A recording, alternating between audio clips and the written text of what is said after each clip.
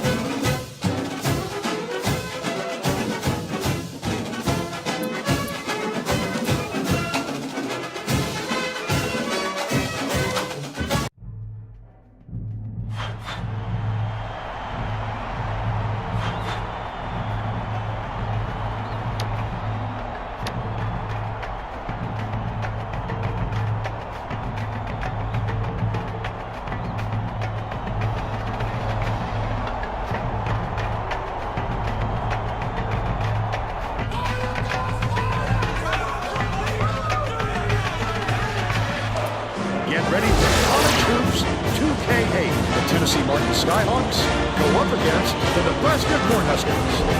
This is going to be a terrific matchup.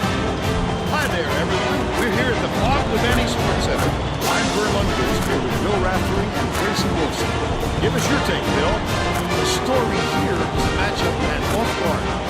Torma is a wonderfully talented shooting guard. He has a phenomenal touch on the inside. He's almost unstoppable in time. Dillingham is an expert shooting guard in his own right. He's well built and solid for a two-guard. He'll use his size to push around his defender. Both looking to lead their teams to a win. We'll see who succeeds.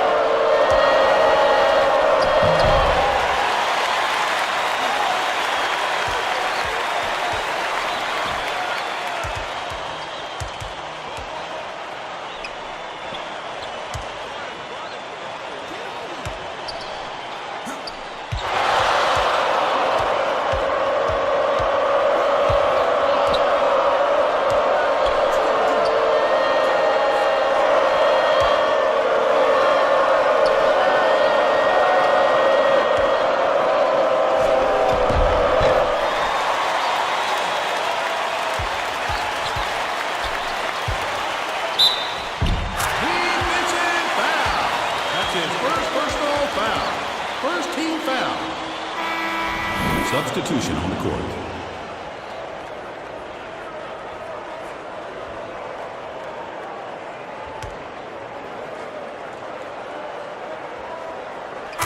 Substitution on the court.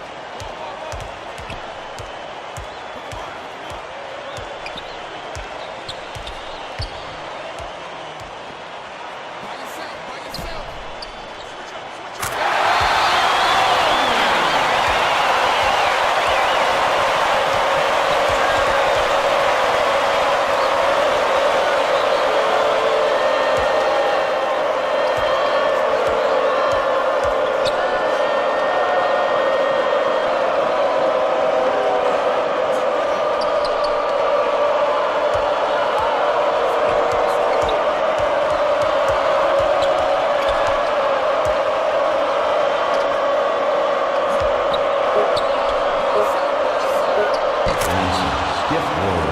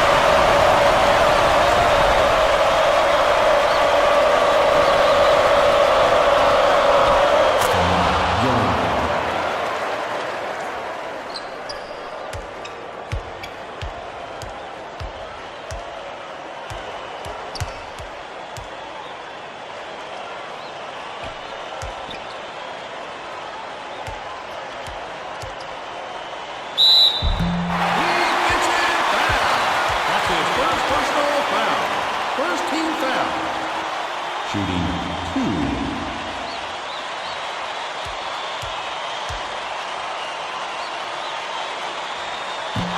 Substitution in the quarter.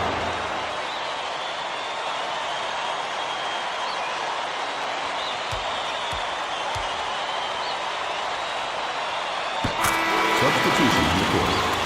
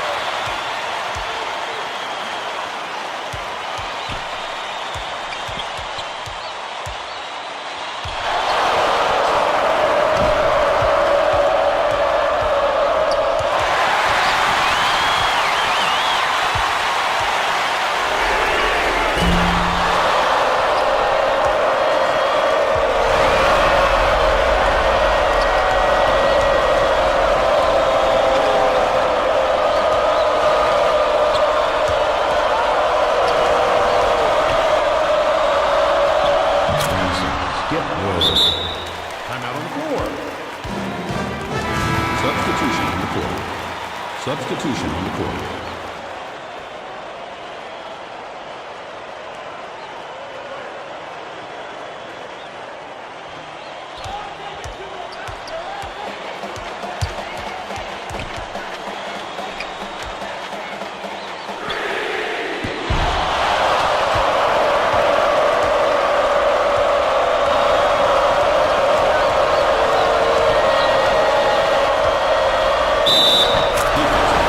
To the center.